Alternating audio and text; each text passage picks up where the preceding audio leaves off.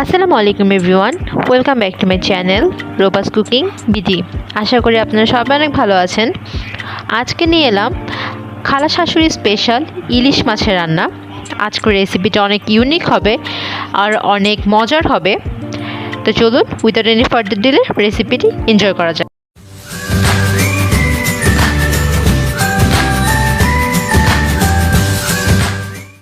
প্রথমে আমরা নিয়ে নেব আমাদের রান্নার মেইন উপকরণ ইলিশ মাছ।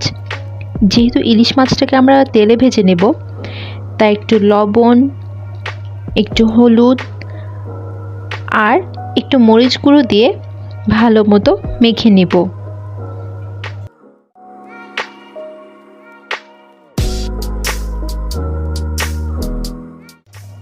ইলিশ মাছগুলো মাখানো হয়ে গিয়েছে। এখন আমরা তেলে ইলিশ মাছগুলো হালকা ভেজে নেব।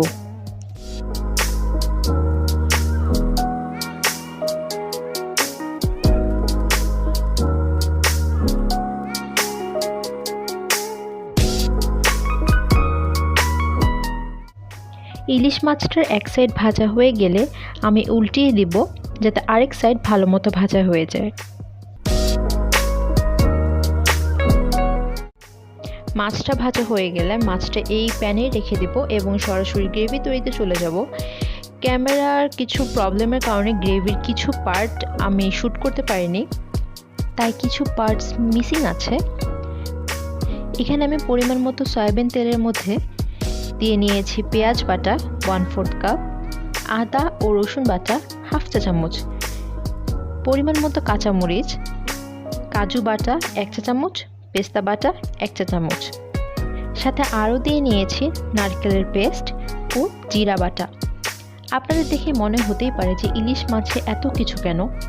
এইটা আমার খালা শাশুড়ির একদম ব্যক্তিগত একটা রান্না। উনি নিজের মতো এখানে স্পাইসেস অ্যাড করেছে, টেস্ট অ্যাড করেছে।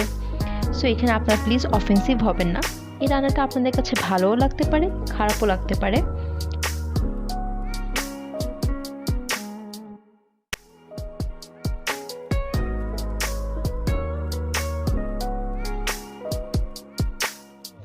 ইলিশ মাছের মাথাটা আমি আলাদা করে ফ্রাই করে নিয়ে নিই, কারণ অনেক সময় দেখা যায় ফ্রাই করলে মাথার টেস্টটা নষ্ট হয়ে যায়। তাই আমি ইলিশ মাছের মাথাটা এই গ্রেভির সাথে কষিয়ে নেব।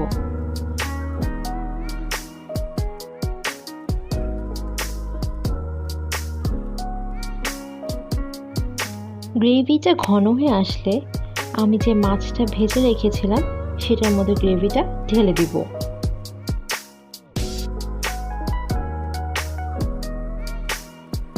এখন পর্যাপ্ত পরিমাণে পানি দিয়ে দেব, যাতে সব কিছু একসাথে সিদ্ধ হয়ে যায় ও কাঁচা গন্ধ না থাকে। তো এই তো তৈরি হয়ে গেল আমার ইলিশ মাছের খালা শাশুড়ি স্পেশাল রেসিপি।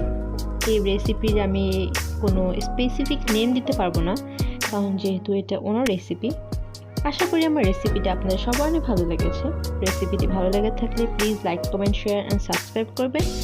আরও নতুন নতুন রেসিপি পাওয়ার জন্য পাশে থাকা বেল আইকনটিতে প্রেস করবেন। টিল দেন, আল্লাহ হাফেজ।